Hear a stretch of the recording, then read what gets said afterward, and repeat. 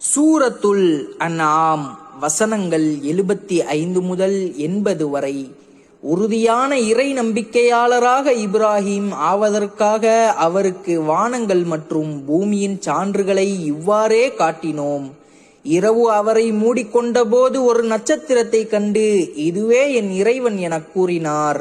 அது மறைந்தபோது, மறைபவற்றை நான் விரும்ப மாட்டேன் என்றார். சந்திரன் உதிப்பதை அவர் கண்டபோது, இதுவே என் இறைவன் என்றார். அது மறைந்தபோது, என் இறைவன் எனக்கு நேர்வழி காட்டாவிட்டால் வழிகெட்ட கூட்டத்தில் ஒருவனாக ஆகிவிடுவேன் என்றார்.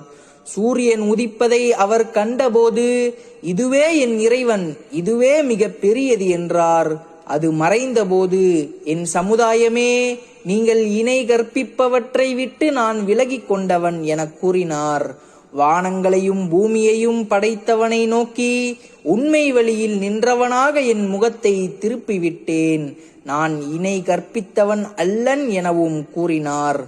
அவரது சமுதாயத்தினர் அவரிடம் விவாதித்தனர். அல்லாஹ் எனக்கு நேர்வழி காட்டிய நிலையில் அவனை பற்றி என்னிடம் விவாதிக்கிறீர்களா?